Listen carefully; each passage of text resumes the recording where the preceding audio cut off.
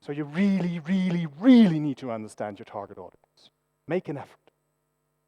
But how do you do that? There's so many people out there. How do you understand each one of them? My grandmother had 16 grandchildren. That's 16. That's not 16 million or 16 billion for that matter. Let me give you a few tips. The first thing you have to do is differentiate your audience. Nobody's the same. There's no such thing as an average user. I do a lot of training, and at training sessions, I sometimes ask my students, so what is your average, what is your audience?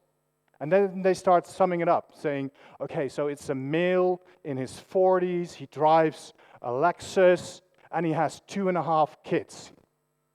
I'm like, wait a second, 2.5 kids? Who has 2.5 kids? Anybody here have 2.5 kids? You don't. You have 2 or you have 3, but you don't have 2.5. Looking at users as average users is not going to do it. So you really have to differentiate. Now, if you're, for example, looking at content marketing, how I differentiate is I have 4 different audience groups. The first one are the seekers.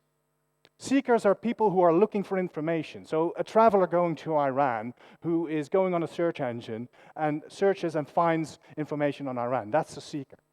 You don't have any connection with